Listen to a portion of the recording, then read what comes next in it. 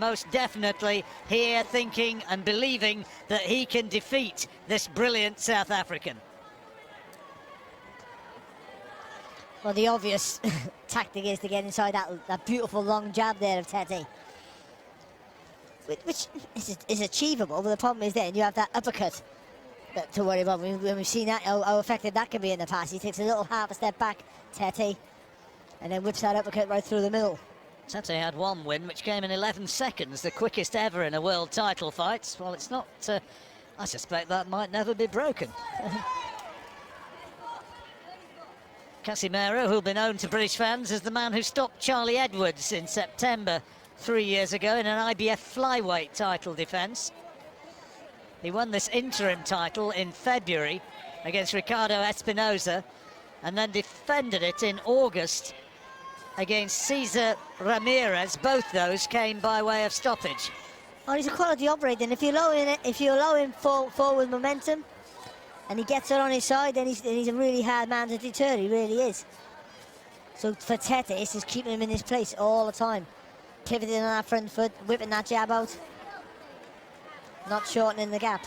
Tete, tremendous athlete, stands 5'9" and only weighed 8 stone 4 at the weigh-in. Comfortably made the 8'6" limit. That's the crazy part of it. How he makes the weight relatively comfortable.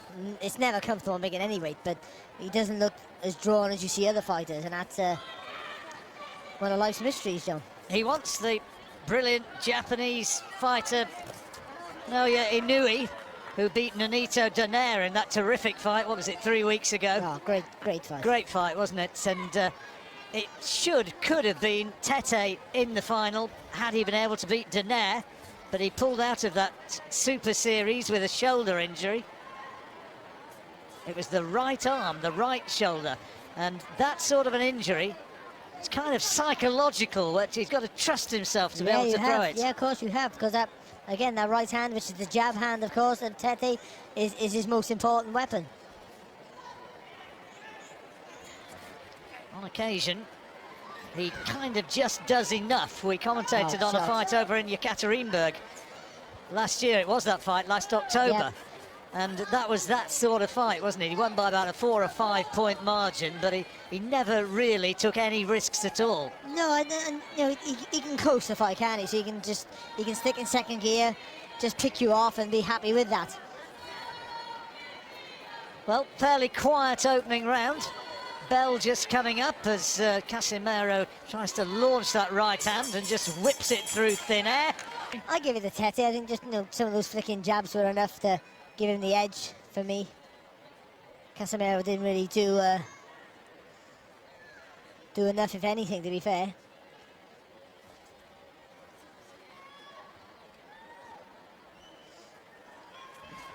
Quiet sort of opener, wasn't it?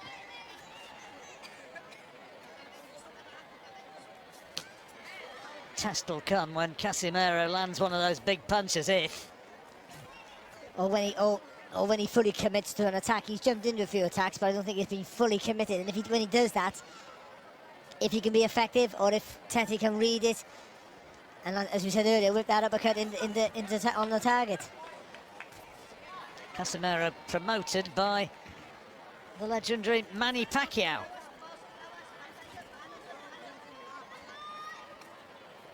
Sean Gibbons representing the little master over here. He's the chief executive officer or something of Pacquiao Promotions. Or something. Yeah, well, it's a significant job, you know.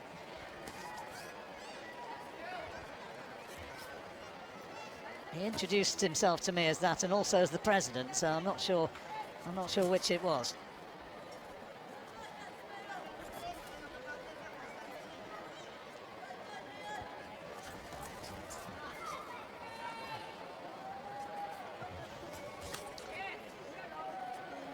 Again, Casimero got too much experience just to rush in because he knows he'll walk onto shots, but also with him not doing that means he's not being remotely effective.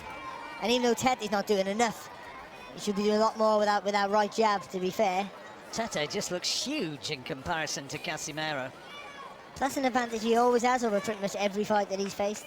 talked about moving up in weights. That might happen at some point. And I guess another option, talked about Inui, but Rigondeaux, the Cuban, is fighting Liborio Solis for the regular WBA title. That's coming up in about 3 weeks. And Tete's talked about fighting Rigondeaux, or as he's correctly pronounced with the Spanish accent, Rigondeaux. And two absolute geniuses, but it could also be a stinker of a fight. They might just both be looking at each other. Could be a chess match, couldn't it? Each other to make the first move, yeah. Which this is a little bit at the moment. Yeah, it is. You know, and again, Casimero trying to attack, but short little right hand there. I thought it was half a head as well.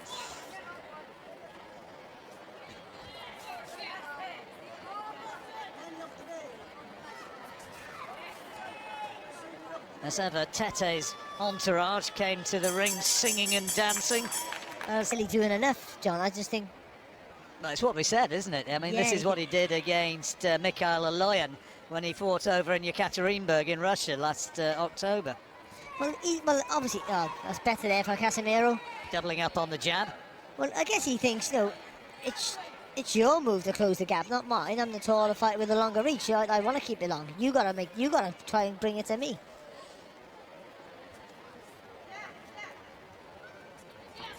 Bags of experience, though, Casimero.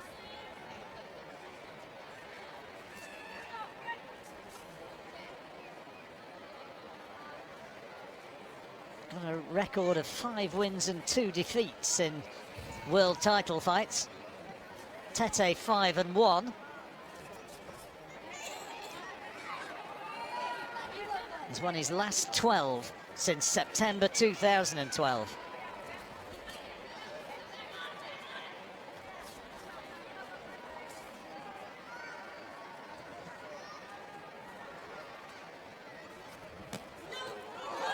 Oh, Casimero got him. He's got him with a butt now. He's given it. He's got him with a body shot, was it? No, it was on the chin, it was. It was a short right hook to the chin. And he's in trouble. It's all over the place. He's in real trouble. Tete's in a lot of trouble. And the referee wants to look at him. He's allowing it to continue. But can Casimero take him out here? It happened so quickly. And he's still got a long way to go in this round. There's 1 minute, 20 seconds. And Tete still looks unsteady. He's got to buy some time here and make Casimero miss. Casimero needs to pick his punches, and he can't find the clean shot, and he falls down. Tete, I don't think there was a punch which put him down. He just collapsed to the canvas. He's not recovered from the first shot. He's not recovered from the first knockdown, I'm sure of it. Referee asking, is he okay? Casimero wants to finish it right here, right now, and finish it he has. The title changes hands in sensational fashion.